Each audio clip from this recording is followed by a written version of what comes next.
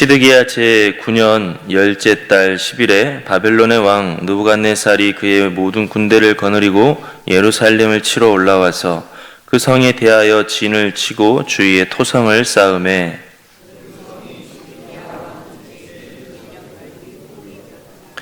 그해 넷째 달 9일에 성중에 기근이 심하여 그 땅 백성의 양식이 떨어졌더라.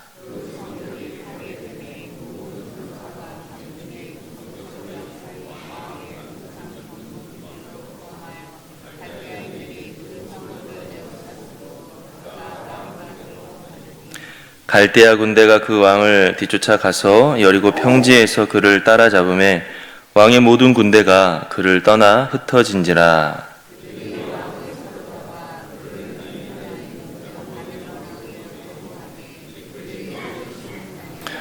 그들이 시드기야의 아들들을 그의 눈앞에서 죽이고 시드기야의 두 눈을 빼고 놋사슬로 그를 결박하여 바벨론으로 끌고 갔더라.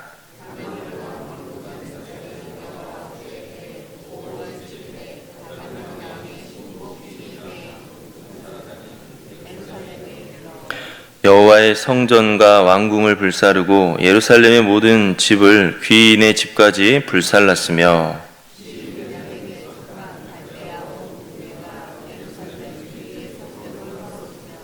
성중에 남아있는 백성과 바벨론 왕에게 항복한 자들과 우리 중 남은 자는 시위대장 느부사라단이 모두 사로잡아가고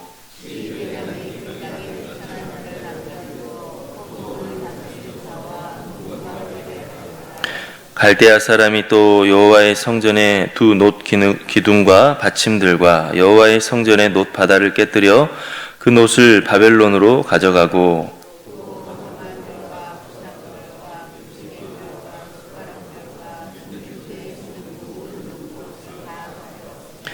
시위 대장이 또 불 옮기는 그릇들과 주발들 곧 금으로 만든 것이나 은으로 만든 것이나 모두 가져갔으며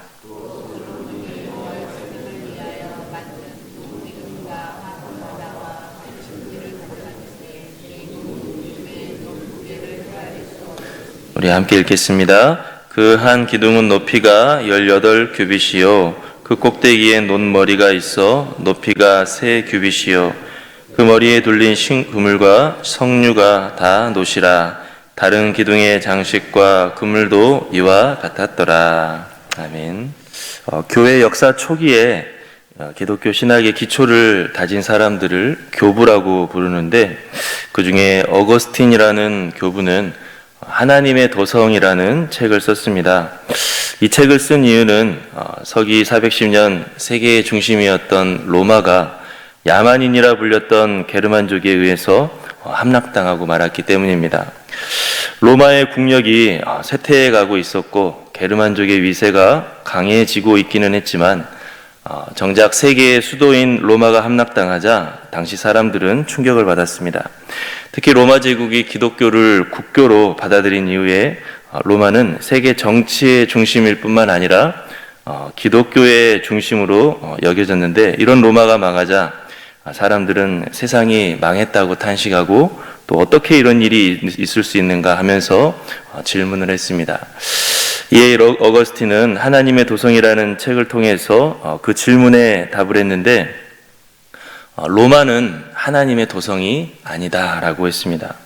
어거스틴은 세상의 도성과 하나님의 도성은 같지 않다라고 구분하면서 세상의 도성은 불완전하고 죄가 가득하고 또 하나님의 심판의 대상이 될 수 있고 잠정적이다라고 했습니다. 그러므로 성도들은 로마가 망했다고 하나님의 도성이 무너지는 것이 아님을 알고 영원한 하나님의 도성을 바라봐야 된다라고 이렇게 이야기를 했습니다.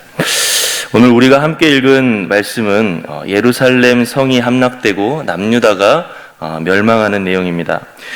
요시아라고 하는 하나님이 보시기에 정직히 행했던 왕이 대대적인 개혁을 했기는 했지만 결국에 남유다는 요시아의 아들 때에서 멸망하고 말았습니다. 남유다를 멸망시킨 나라는 바벨론 제국입니다. 바벨론은 요시아의 아들인 여호야김의 아들인 손자인 여호야긴이 다스릴 때 예루살렘을 1차로 정복했었습니다. 예루살렘을 정복한 바벨론은 여호야긴 왕을 포함해 많은 사람들을 포로로 끌고 갔고, 그 다음에 여호야긴의 숙부이자 요시아의 또 다른 아들인 시드기야를 남유다의 왕으로 세웠습니다.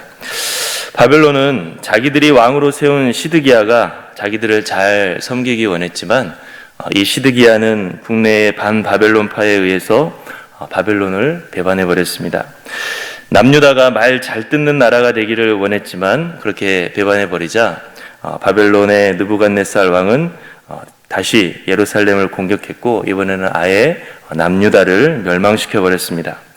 오늘 말씀은 예루살렘이 처참하게 파괴되는 모습을 보여주고 있는데, 우리가 한번 살펴보면 먼저 남유다의 왕이 처참하게 수모를 당한 걸 볼 수 있습니다. 우리 7절 말씀 다 같이 한번 읽어보겠습니다. 7절. 그들이 시드기야의 두 눈을 빼고 노사슬로 그를 결박하여 바벨론으로 끌고 갔더라. 성벽이 뚫리자 시드기야 왕은 황급히 밖으로 도망쳤지만 바벨론 군대에 붙잡혔습니다. 바벨론 왕은 붙잡힌 시드기야 앞에서 그의 아들들을 죽였고, 시드기야는 두 눈을 빼버렸다. 그리고 사슬에 묶어서 포로로 끌고 갔다라고 했습니다. 또 바벨론은 예루살렘 성을 철저하게 파괴했습니다. 9절에 보니까 바벨론은 함락한 예루살렘의 성전과 왕궁과 모든 집을 불사르고 또 성벽을 다 헐어버렸다라고 말하고 있습니다.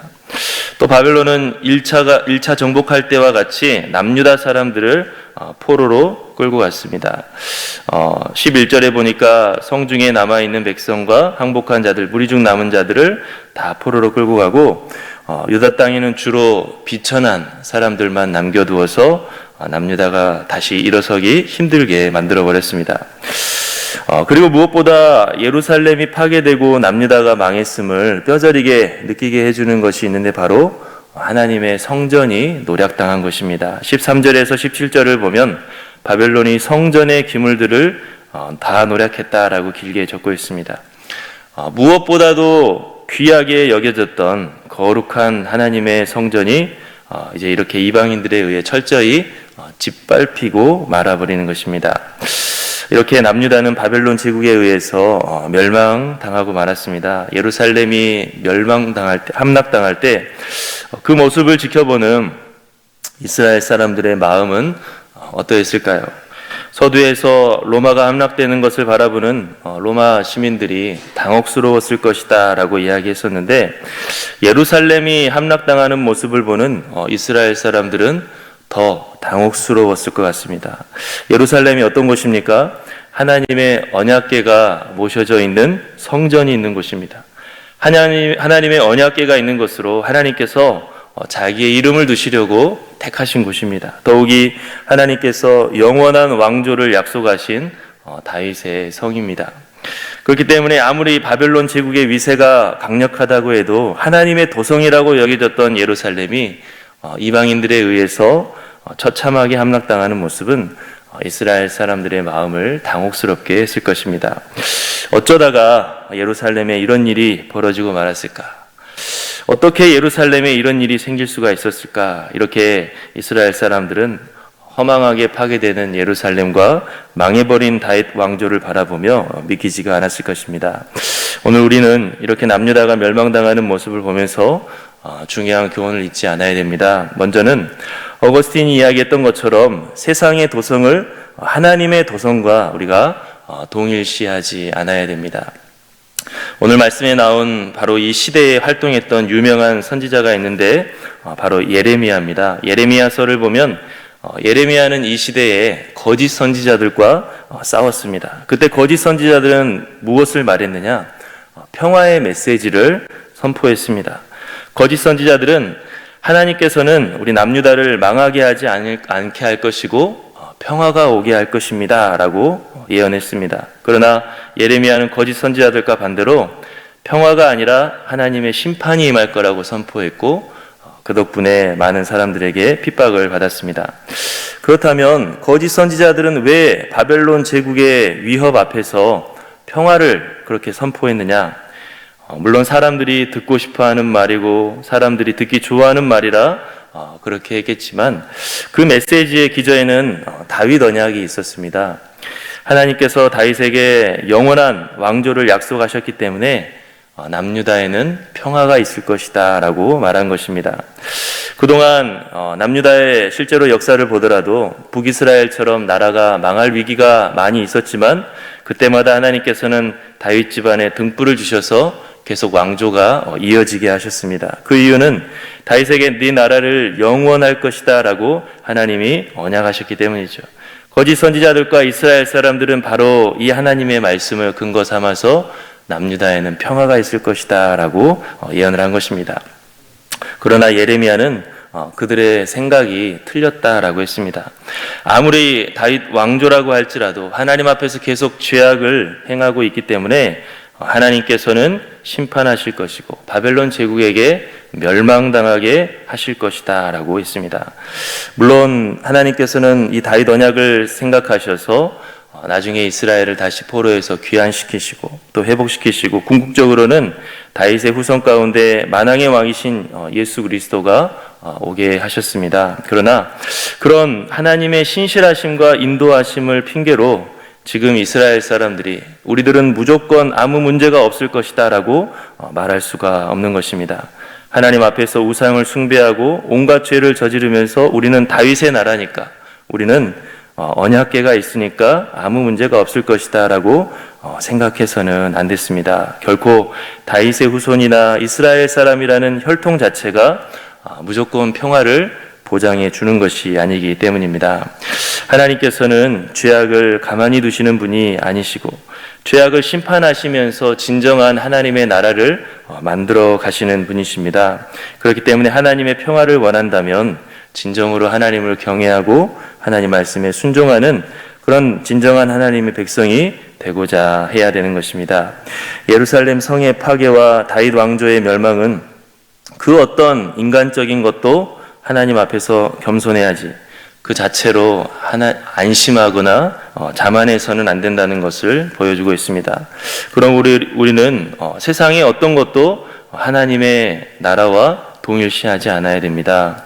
어떤 단체든 어떤 정파든 어떤 이념이든 어떤 말이든 그 자체가 하나님의 나라가 될 수 없고 그 자체가 하나님의 뜻과 완벽하게 일치하지 않습니다. 세상에 있는 모든 것은 하나님이 보시기에 다 부족하고 불완전한 것이기 때문에 또 훈련과 심판의 대상일 뿐이기 때문에 겸손하게 하나님의 말씀을 가지고 살아야 된다라고 하는 것입니다. 그리고 그렇게 하나님과 동일시하지 않으려는 노력은 바로 나 자신부터 시작해야 됩니다. 우리는 모두는 다 하나님 앞에서 생각과 행동이 완벽할 수 없기 때문에 다 부족하고 하나님 앞에 죄악된 죄인이기 때문에 우리가 항상 하나님 앞에서 자기를 부인하면서 우리가 늘 스스로를 돌아볼 수 있는 겸손함이 있어야 됨을 우리가 오늘 말씀을 통해서 볼 수가 있습니다. 두 번째로 오늘 예루살렘 성이 함락되는 모습을 지켜보면서 얻을 수 있는 교훈은 이 땅에 있는 것을 보면서 우리가 실망하지 말고 영원한 하나님의 나라를 바라보아야 된다라고 하는 것입니다. 이스라엘 사람들은 예루살렘 성이 함락되는 것을 보면서 특히 성전이 짓밟히는 것을 보면서 많이 실망했을 것입니다. 하나님의 나라가 망하는 것처럼 보이고 하나님이 패배한 것처럼 보였을 것입니다. 그러나 예루살렘 성은 하나님 백성들의 최종 목적지가 결코 아닙니다. 예루살렘 성전이 하나님의 영원한 보좌가 아닌 것입니다. 푸른 마르고 꽃은 시드나 우리 하나님의 말씀은 영원히 서리라 라고 하는 그 말씀처럼 예루살렘 성과 성전은 다 허물어져 버려도 하나님의 주권과 섭리는 여전히 계속되고 있습니다. 영원한 하나님의 나라를 향해서 하나님께서는 계속해서 이 세상을 다스려 가고 계신다라고 하는 것입니다. 때로는 우리 이 세상에서 일어나는 일을 보면서 실망할 때가 있습니다. 우리가 이 세상에서 실패할 때, 또 상실을 경험할 때 내 인생 자체가 실패한 것 같고 하나님의 사랑과 주권이 의심될 때가 있습니다. 그러나 우리가 알아야 될 것은 이 세상은 우리의 종착역이 아니다라고 하는 것입니다. 그래서 이 세상에 일어난 일을 가지고 우리의 인생을 다 평가할 수가 없는 것입니다.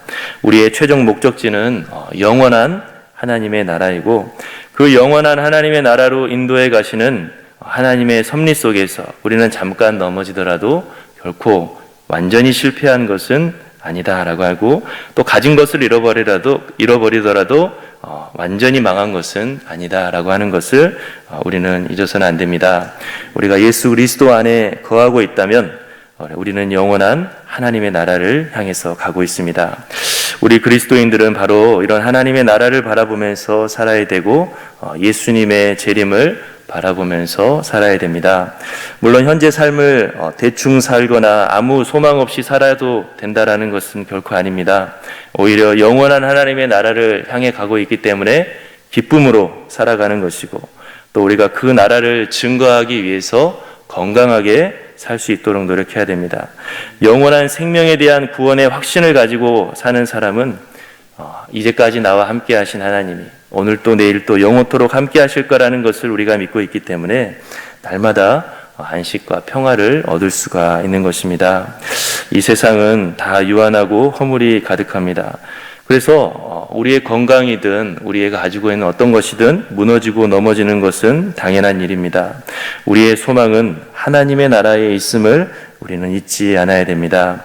예수님께서 이 세상에 오신 것은 다윗 왕국을 재건하기 위해 오신 것이 아니라 새 하늘과 새 땅을 이루시기 위해서 이 세상에 오셨습니다.